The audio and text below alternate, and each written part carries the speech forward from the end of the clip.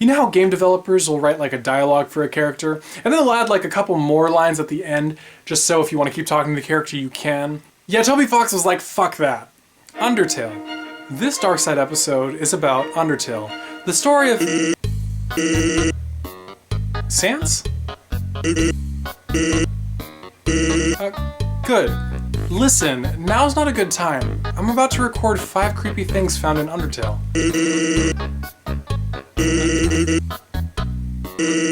Oh my god.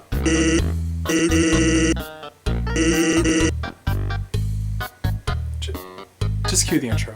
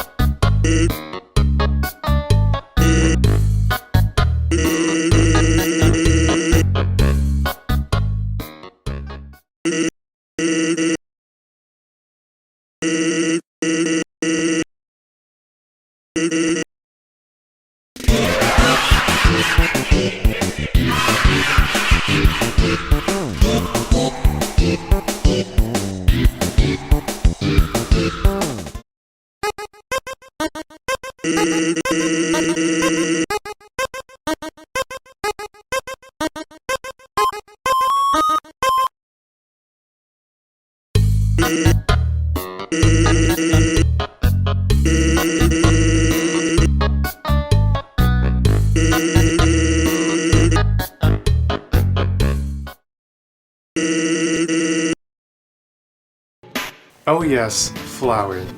Who could forget the adorable little thing? He's the first character you meet in the game, and starts off as a helpful companion, even teaching you the basic fighting mechanics. Of course, he turns on you the second you put down your defenses. Throughout the rest of the game, he stalks you and can sometimes be seen briefly hanging out at the edge of the map, just before disappearing. The truth is, he's always watching your progress, waiting for a chance to steal your victory moment. When you eventually do find Asgore at the end of your first playthrough, Flowey steals all the souls, breaks the game, and transforms into Omega Flowey. And he doesn't play fairly either. He'll save the game before an attack, and if you happen to dodge it, he'll reset the game to right before the attack. In subsequent playthroughs, he continues to watch for other opportunities to manipulate your actions and those of other characters for his cause. During a talk with Sans at Grillby's, you learn that Papyrus has been talking to a flower. Sans believes him to be talking to the echo flowers which are scattered all over the underground, though this flower is none other than Flowey himself, orchestrating a final gathering of all the characters at the end to steal the 6 human souls in captivity, as well as enact a final takeover. In a genocide run, the long-droning sound that plays once you've annihilated all the inhabitants of an area is a slowed-down version of Flowey's theme. Speaking of the genocide, or no mercy run, when you, the player, eventually kill everyone in the underground save for Sans, Asgore, and, well, Flowey, the flower realizes that you won't hesitate to kill him either, and begs for mercy right before this happens.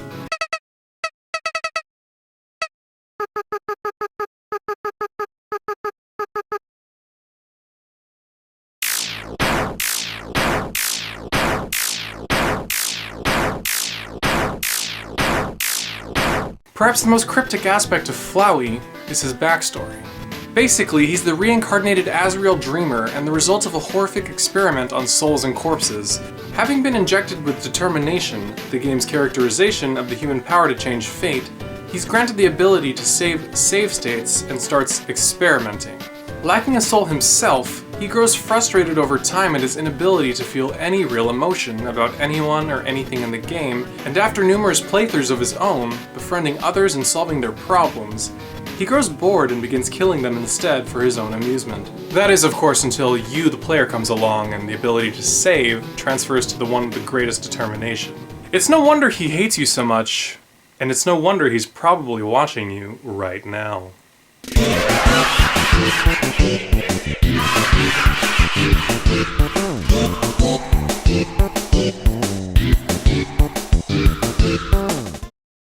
In the true pacifist run, once you've solved a good portion of the hardships between characters and everyone seems to be happy, Alphys disappears and you end up searching for her, finding a note in her laboratory that alludes to horrible things she's done.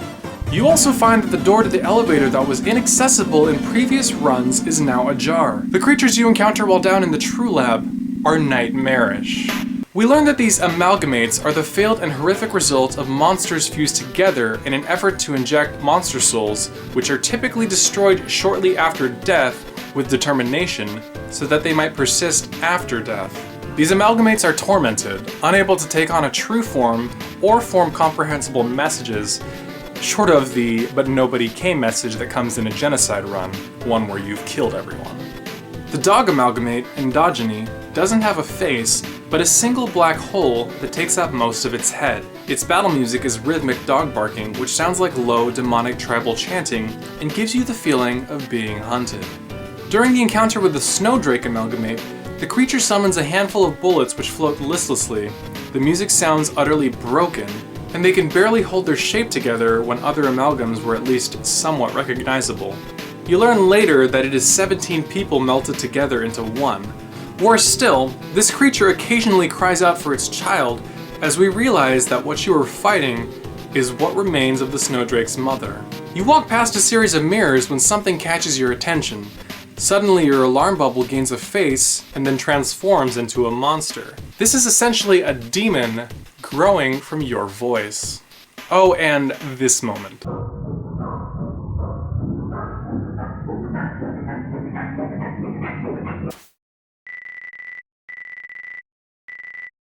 If the player sleeps on this untucked bed, a phantom-like amalgamate will appear, slowly reach out, pull the sheet over Frisk, pat them on the head, and disappear.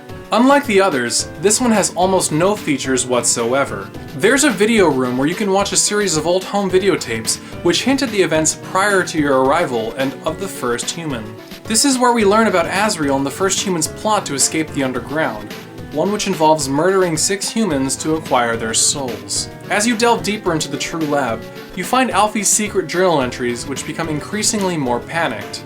In entry number 15, she quotes, "Seems like this research was a dead end, but at least we got a happy ending out of it. I sent the souls and the vessels back to Asgore, and I called all the families and told them everyone's alive. I'll send everyone back tomorrow." Followed by entry number 16, "No, no, no." And then of course there's this cryptic scene.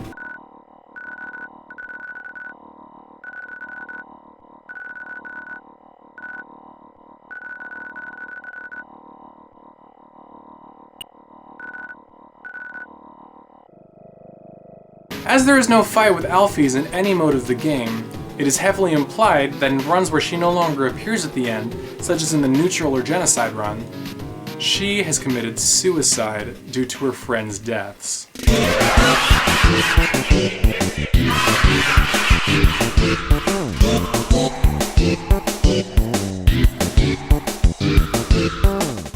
Undertale has a lot of strange and creepy secrets, though the mystery of W.D. Gaster might just be its biggest.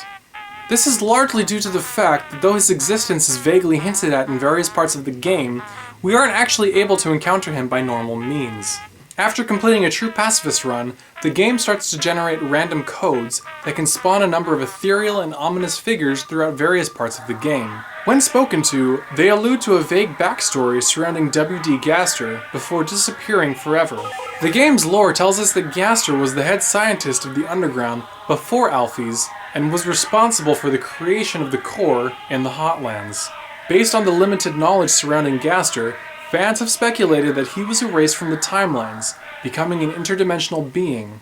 Others have theorized that he has some kind of connection with Sans and Papyrus, with one theory citing him as being their creator. Naming the fallen human Gaster in the beginning of the game will abruptly cause the game to reset. It is also widely speculated that the broken machine in Sans' secret workshop belonged to Gaster. Sans' association with the mystery is further fueled by his possession of Gaster blasters in the fight during a No Mercy run, as well as his knowledge of the player manipulating the timelines, citing them as the anomaly, having perhaps worked with the former scientist.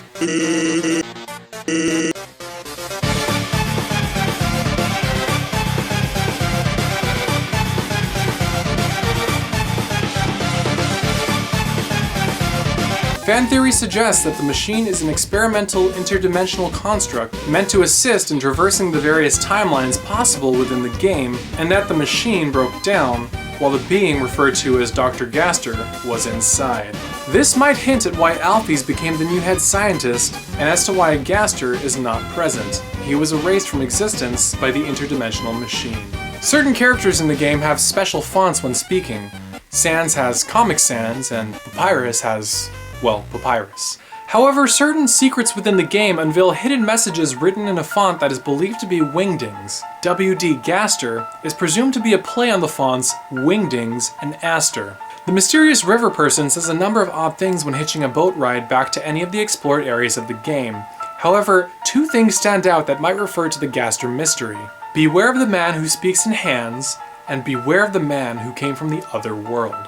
Though the latter could refer to the fallen human, So Sorry, or a number of other creatures in Undertale, the former is undoubtedly a reference to the odd messages written in Wingdings. Speaking of messages, a hidden message found in the True Lab only through save manipulation continues the series of journal entries and reads as follows. Entry number 17. Dark, darker yet darker. The darkness keeps growing. The shadows cutting deeper, photon readings negative. This next experiment seems very, very interesting. What do you two think? Once the message is over, the screen turns black and the game closes. By adjusting the game's files and changing the fun value to 66, a player can cause a missing corridor with a door to appear. Behind this door stands a lone figure. This NPC does not have any collision physics and simply disappears when approached. Leaving the room causes the door to disappear and eventually the corridor itself. The mysterious sprite's file name is simply room_mysteryman. This mysterious unnamed figure is widely believed to be Gaster. Through save manipulation, various articles of text, sound, and file names allude to the notion that Toby Fox initially intended to add encounters with Gaster in the game, but ultimately scrapped his inclusion. Why did Toby Fox decide not to include Gaster? Why does the river person ask you to beware of the man who speaks in hands? Why do these files exist in the game, and what do they mean? The reasons are unknown, and the lack of hard facts has fueled the internet with another creepy fandom. You can even attempt to fight the entity in fan-made Undertale games.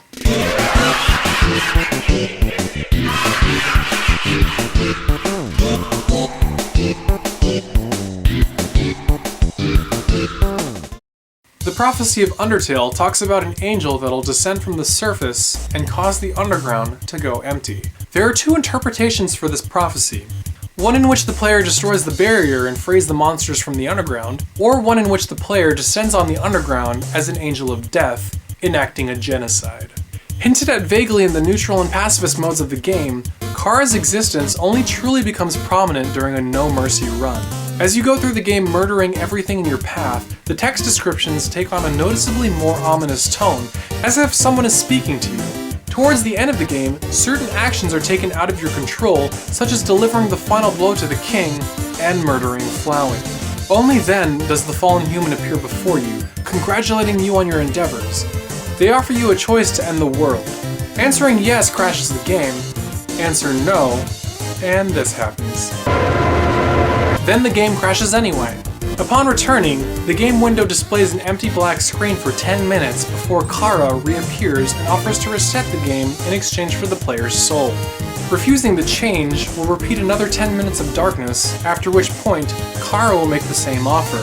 The only way to get past this is to either reinstall the game or accept, though the change is permanent, and will cause any subsequent playthroughs of the game, neutral, pacifist, or genocide, to have a bad ending, alluding to the thought that Kara not only still possesses your soul from the encounter, but is now watching your every action moving forward. Kara is the default name given to the first human who fell into the underground, though the character of Kara is really just a placeholder for us, the players. Kara represents the desire for power, and our thirst as gamers to fight and reap the rewards of all the challenges within a game. Basically, the embodiment of our completionist sides. According to the tapes in the True Lab, as well as dialogue with Asriel, Kara was adopted into the Dreamer family, though they had more sinister agendas in mind, plotting to obtain the souls of 6 humans to break the barrier, imprisoning the inhabitants of the underground, and to unleash hell on the humans above. Asriel admits that Kara purposefully poisoned themselves in order to possess Asriel's body, and while in control of Asriel's physical form, took their own corpse up to the surface to destroy the humans and likely the rest of the world. Kara's reasoning for their absolute hate for humans is unexplained and left a mystery, though Asriel later admits that in life, Kara wasn't the greatest person.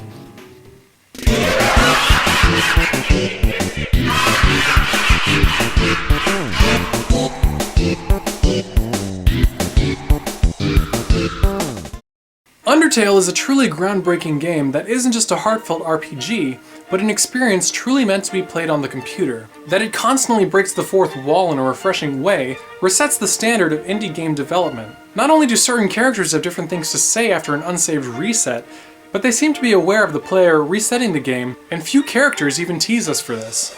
The thought of a game on our computer being aware of our actions is chilling enough, though the way in which it'll occasionally reset itself, crash itself, and cause unique encounters and events within itself based on these actions is unnerving. Toby Fox is a coding genius. Either that or the game is haunted. Probably both. Undertale is an incredible experience, and in all seriousness, the best game I've played in years. Don't let its simple appearance fool you. It's much more complex than most of the games that have been released in recent years. Its characters are incredibly diverse and fully formed personalities that are each lovable and relatable in their own ironically human ways. The music is addicting and composed with an emphasis on reminiscent themes and melodies that pump you with all the feels. No single run-through is the same, and while Undertale does eventually have its limits when it comes to repeated dialogue and experiences, as do all games, it takes a while to get there, with a seemingly infinite amount of thought and care put into truly making it an unforgettable experience. This is one that many can agree will take a very, very long time to grow tired of. Where it lacks in next-gen graphics and console adaptation, it more than shatters through in the best quality storytelling, gameplay, and even creative usage of its own limited graphical assets. Even if you're not a hardcore fan making comics, remixes, or videos surrounding the game, even if you disagree with it beating out Ocarina of Time and winning GameFAQ's 20th Best Game award, even if you absolutely hate all the hype it's been getting since its release, you have to admit, Undertale is an unsuspecting beast of a game that at the very least is deserving of being on par with the greatest of them.